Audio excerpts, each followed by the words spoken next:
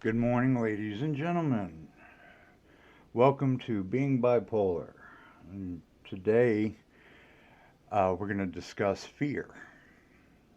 Fear is one of the most debilitating emotions you're ever going to deal with. Um, it can stop you from becoming who you really should or can become. Um, Fear can cripple you to the point where you'll stay in your home and even at that point be afraid to even move. A lot of things can occur as you get older, wisdom, knowledge, all that, but also fear. Fear because you know through experience what could happen. And you're not 10 foot tall and bulletproof anymore. So that fear doubles, triples, especially with a mental issue where you're deteriorating in itself. Um, my mind goes as my body goes, and a lot of fear comes from the fact that am I going to wake up, you know, and become vertical once again, or am I staying horizontal? As my father likes to say, he's still vertical. So it's just you've got as you're getting older and growing up, you don't experience things that are life threatening or you don't see them or don't pay attention to them. So you're going to walk through everything like, hey, I don't care. It doesn't bother me. It's not hurting me. I don't know. I don't understand. It's not my problem. Even when you're looking at people who are suffering or dealing with issues, a lot of times people look away and they don't help or don't know how to help because they're afraid that they might screw up. They might say the wrong thing when all you really needed to hear was that somebody actually cared. So, fear can be a game changer, an isolator. It can destroy lives, but if you can overcome a lot of these little fears in order to go for that one achievable goal where your self-esteem, your inner person, your who you really are can find some kind of hope and, glory to the fact that you achieved a goal. You went through and you defeated your fears. But fears, like everything else, change. And you're going to discover them. Like, for instance, mine I discovered was the fear of spiders, arachnophobia. I watched the movie. Yeah, I did not. No, no, no, no. But I was coerced by one of my roommates to buy a pet tarantula. This was when I was living in Virginia, and I had two other roommates. I shared a room with one, and he had a big fear of spiders too. But uh, he spent a lot of time on the couch because we shared a room, and I always had company. So one time when I first bought Buddha, which was the name of the tarantula, he passed out on the couch, and we were making fun of the way he did pass out. So we took Buddha, and I took him out of his cage. I made sure he was fed. He had a couple of crickets that day. I watched him. It was really cool. So I put Buddha on top of Doug's chest while he was sleeping. Everybody else, we were all messed up. One way or another, we were all gone enjoying ourselves. Doug woke up with me tapping him on the forehead, and I said, "Don't move, look down." And there's this nice sized tarantula crawling up his chest. He didn't move. I, I don't remember, but somebody yelled he pissed his pants. I'm not sure. But I grabbed Buddha real quickly but gently because I didn't want that son of a bitch biting me. Those things are pretty big. And they hurt. So, needless to say, Doug didn't talk to me for about 2 weeks after that. We didn't have Buddha in the apartment a day after that. I had to take him back. But fear. Now, as I get older, my big fears they're all over the place to the point where I would rather stay in my little apartment and do the little things that I can focus on and being happy with than going out into this world facing so many different fears that I have not yet begun to understand. Hence, mental illness. It does that to you. You don't want to even take on any of the smallest challenges. It takes me a good hour and a half just to get over the anxiety of going out for that day. Either a doctor's appointment, having to visit people, whatever it is, going to Walmart for groceries. The simplest things. And the biggest fear is now mine is that I am so handicapped to the point where I could not defend myself or the people I care about the right way. That means I have to be a cheater if I'm going to defend myself. Normally, I would not do that because it is not the Bushido way. I would not do that. But now I have to cheat just to defend the things I love and cherish. And that's bad. So, anyway, but I've come to the realization that the one crippling fear that I have is, lo and behold, the ocean. Now, I don't get me wrong, the ocean is beautiful. I'll sit on a beach for days. As long as you feed me, I have a place to piss and shit, and I can sleep. It don't matter. I'll stay there forever. But if I'm in the water and I cannot see my feet, then I'm not going any further. Now, back in the day when I was growing up, military family, we moved from West Coast, East Coast, West Coast, back and forth. I mean, we would go to San Diego, we'd go to the beaches on both coasts. And I would go out pretty far. I was told I was a good swimmer, a great swimmer. I took the swimming lessons, I did all of that. And I am a pretty good swimmer. But there are things that are in that water that I cannot see until it's too late. Okay? Now, the further out you go, the deeper it is. Common sense. Now, there are a lot of predators out in that water. Okay? And you're seeing it every day. Thanks for the news and the internet. There are shark attacks all over the place. Now, the reason being that's going on, that basically fresh water is mixing in with salt water because of the polar caps.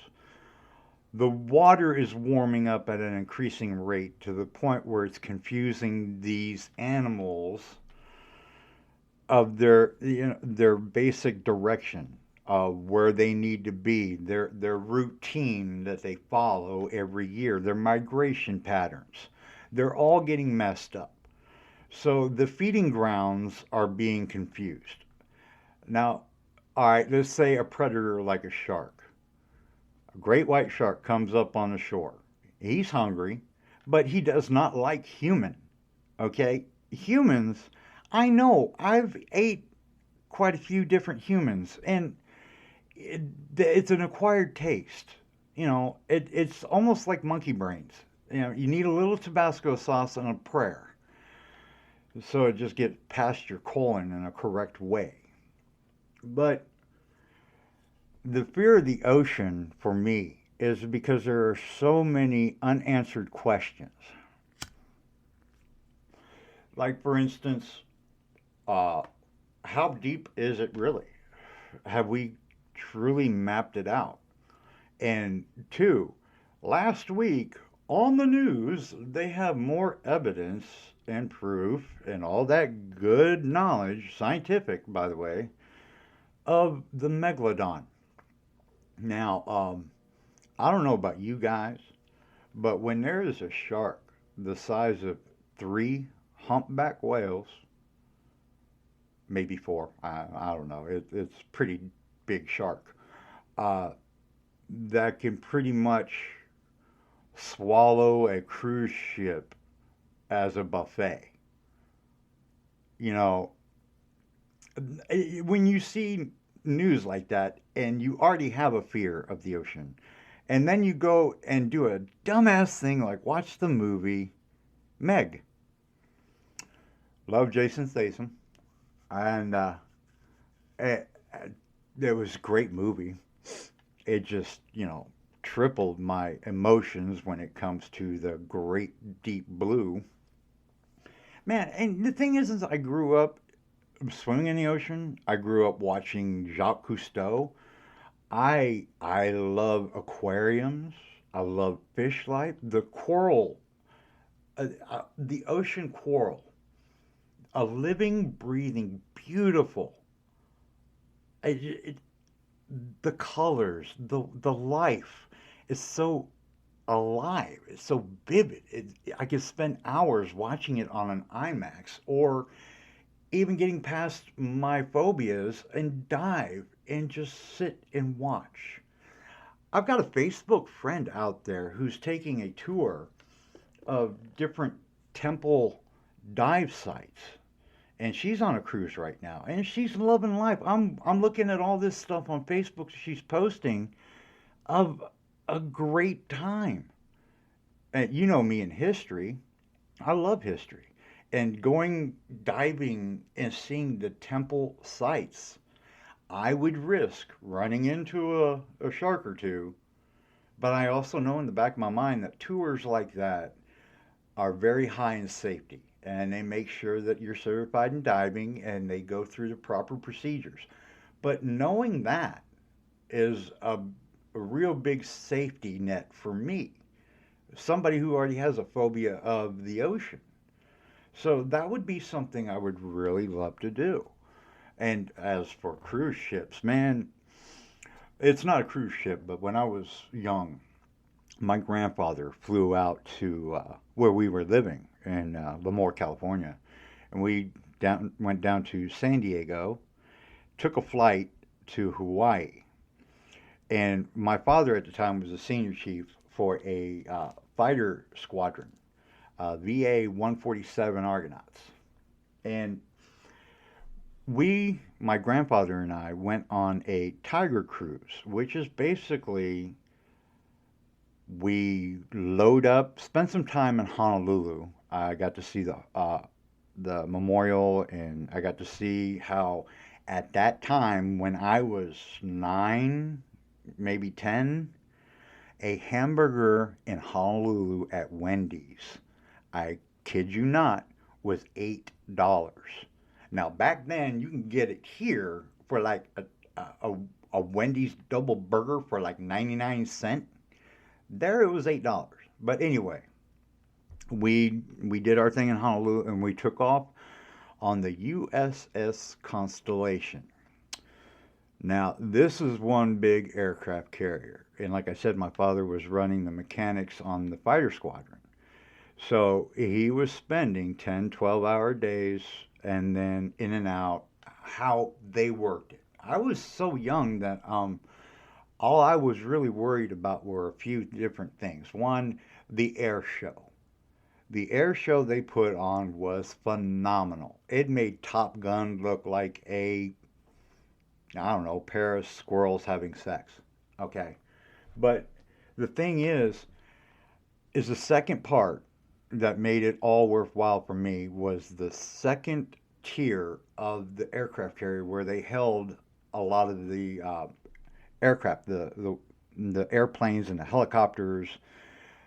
On the port sides, you're able to stand and just watch the water as you're screaming along it. And I know they're big, But these aircraft carriers are pretty damn fast too.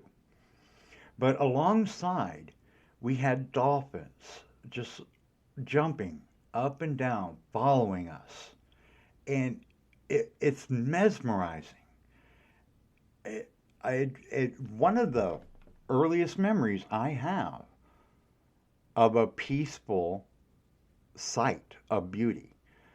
I every time I see a dolphin, I think of that, and I also think of Hijacker's Guide to the Galaxy too. But I've always thought dolphins were beautiful. They are intelligent, and they taste good on cracker. No, sorry, joke. Ha ha ha. Yeah. Anyway, um, but at that time I didn't know what was underneath that water. I had no fear of that water whatsoever because I guess I was sheltered to the fact, or there wasn't enough uh, news about shark attacks or whatever. It didn't matter because the ocean was to me a big abundance of joy. I mean, I ate fish. I like fish. Fish is good. Okay. And at an early age in LA, I got to watch a grunion run. And to me, that was fascinating.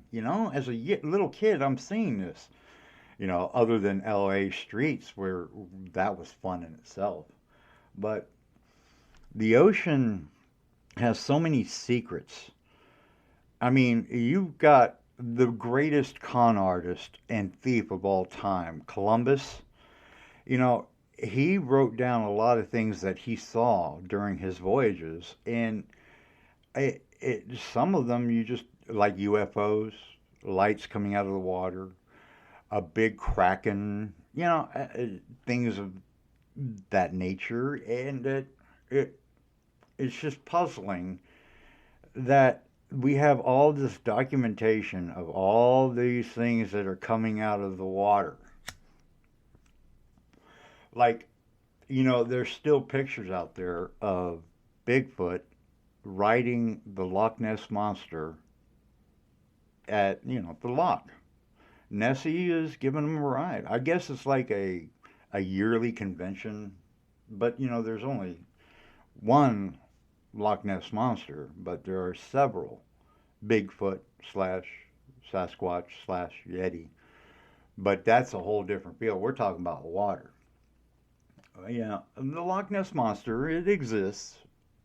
You know, prove that it doesn't. I'll prove that it does. I've seen pictures, even though they say they're doctored. One man's treasure is another man's trash, or the other way around, whatever. Doesn't matter. The big thing is you will not catch me anywhere deep water. Okay, I'll get on a cruise ship. I'll sail a boat because I know that if that boat goes down, there's a lot of other people that really don't know how to swim that I can outswim. It's like a zombie apocalypse. I'm going to hit you in the knee and run fast the other way. Plain and simple. Or having a shirt made up stating that I am a bomb maker. If you see me run, follow. Things like that. Deep blue sea. It's paralyzing to me because there are so many things down there as like mermaids. Mermaider. Yeah. Are they real? Don't know. Don't care. I don't think I'll ever see one. I, I mean, UFOs. Are they real? Well, yeah, but do you think you'll ever see one? I don't know. It depends on if the government lets us. Well, however you want to deal with it. But Loch Ness Monster is just like all the other things that are deep, deep, and there's explanations behind it, but look them up. The internet's so full of different explanations on one subject that pick one and it's fact to you. Whatever's fact to somebody else differently, well, argue the point. Make your point. Get down and dirty to it. I will not go down or jump out of a boat in the middle of the ocean. Sorry. I watched Meg. I watched Jaws. I grew up watching Jawses. It's like fear. Fear is one of the biggest adrenaline, heart attack causing, stroke embolism causing situations, emotions you can deal with. It saddens me too because there are a lot of good horror movies out there. I just don't want to watch them because I don't want to be afraid. I want to be happy. I don't like fear. Fear is bad. It's the evil equivalent to hope, and we all deal with it. And if you have any questions, there are people around us who we can ask. If we value your opinion, we'll use it. But we all have those deep seated fears. Whether it was given to you with trauma or you ran into it and didn't recognize it, no experience with it, so you have that fight or flight result, and your emotions is what's going to guide you. The more experience you have with dealing with your fears, the less surprised you will be. Now, what I mean by that is the more experiences, the more knowledge, the more wisdom that you have, the less surprised you will become, the less fear you will feel when something happens to you or someone you care about unexpectedly. If something negative suddenly happens to you, you're not a deer in the headlights. You're ready to rock. You have a fight and flight, so you're ready to fight. Knowledge and power, those are the things that are going to get you through your fear. If you fear something, learn about it. My biggest fear, other than the ocean, is rejection. I hate it. I think 95% of the world has that fear. Rejection and fear are hand in hand, and they can stop you from meeting one of the greatest persons in your life. That fear and rejection can stop you from enjoying a person in your life the way you want to. I fell in love a whole long time ago, and it because I feared rejection, I could only be friends. And I was young. But it defined me when it came to fear and rejection. And it also defined the type of women that I would be attracted to. That one moment of regret because of fear dictated my love life for my entire life. So, not knowing that until recently, reevaluating emotions, figuring out what your triggers are, figuring out how to defeat the fear so you don't have the regret.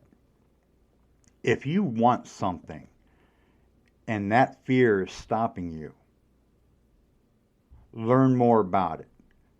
Now, you're going to do either two things. One, what I did, and my fear enhanced because of the lack of knowledge of the deep blue sea.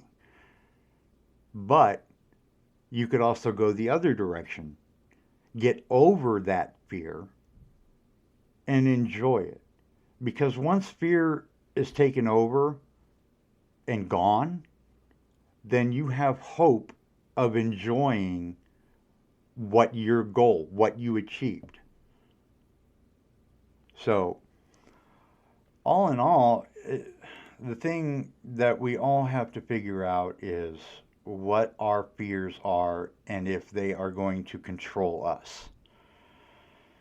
That's a hard thing, especially as crippling as fear is. But regret further down the road, it can be life altering one way or another. So, this is Doobie Snack signing off, being bipolar. Peace out, everybody, and enjoy.